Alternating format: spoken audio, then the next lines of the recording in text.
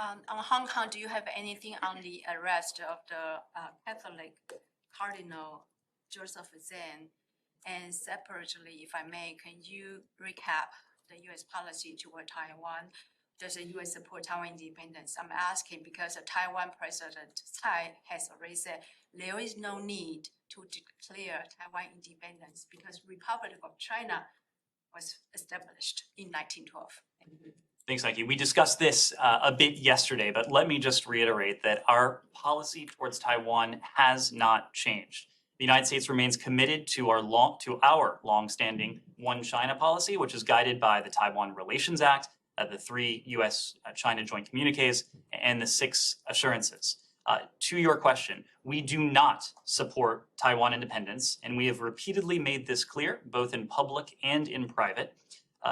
Though the United States does not have diplomatic relations with Taiwan and does not support Taiwan independence, we do have, as you know, a robust unofficial relationship with Taiwan, as well as an abiding interest in maintaining peace and stability across the Taiwan Strait. In terms of Hong Kong, I expect we'll have more to say on this later today, but we do strongly condemn the arrests of Cardinal Joseph Zen, Margaret Ng, Kwai Po Kwong, and Denise Ho. In arresting these veteran activists, scholars, and religious leaders under the so-called national security law, Hong Kong authorities have again demonstrated that they will pursue all means necessary to stifle dissent and undercut protected rights and freedoms.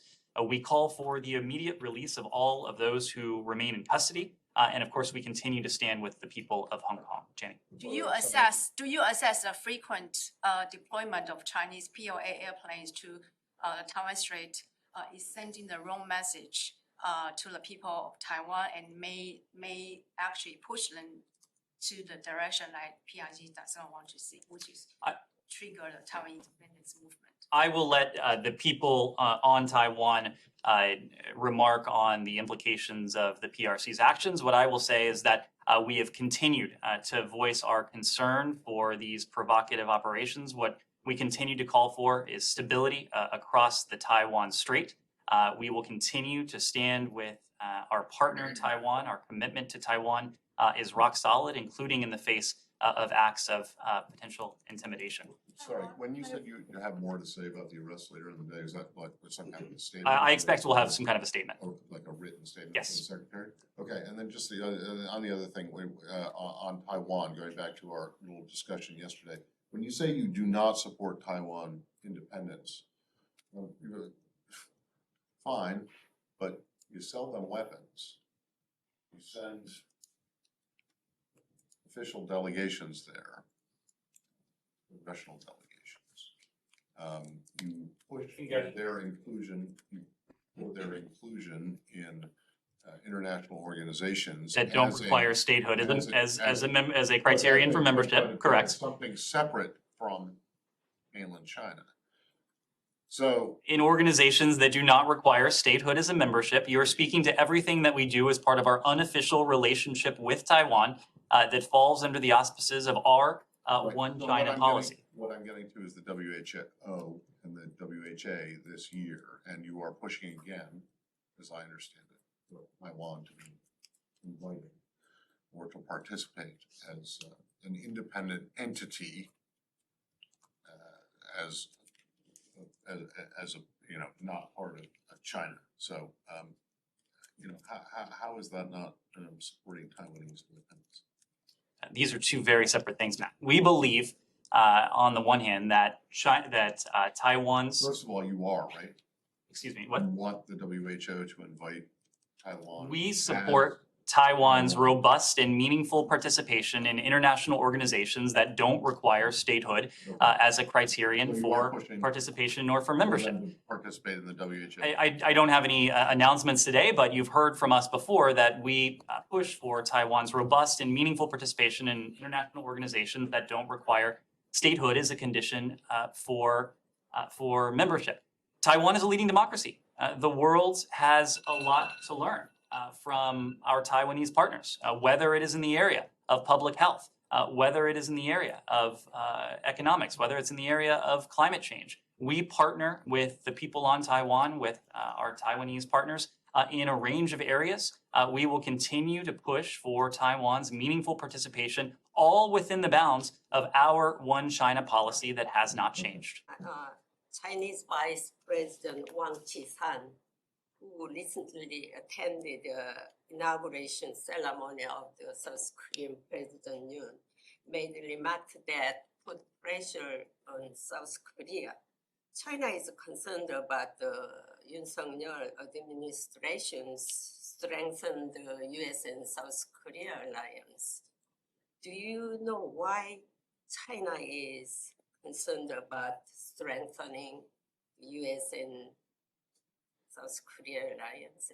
I will let the PRC speak to that. I will say, for our part, we believe that the United States has a number of sources of strength in the world.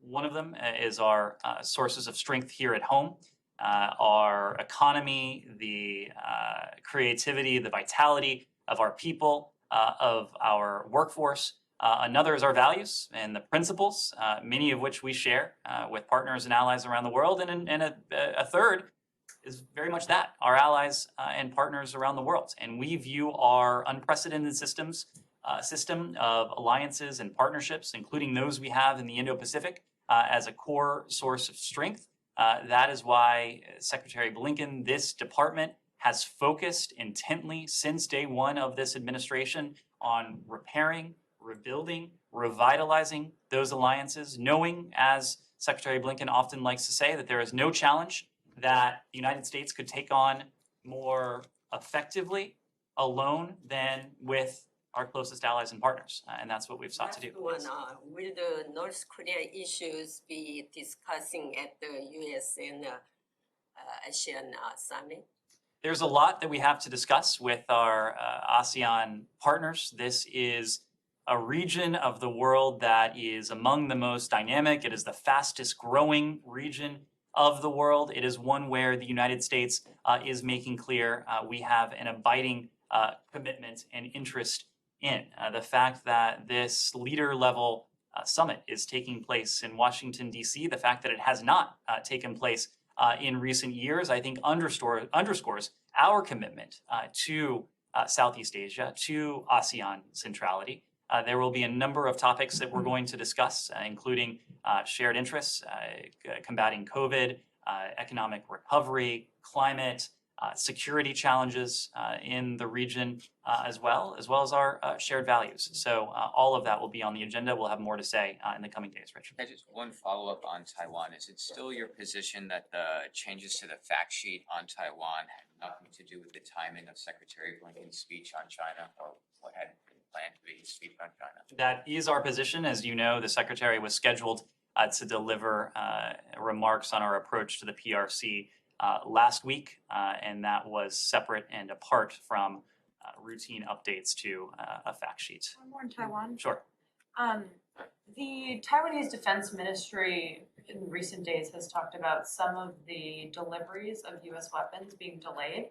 Are all of the other U.S. weapons that have been notified to Congress and are in progress going to Taiwan, are all of those other systems set to be delivered on time?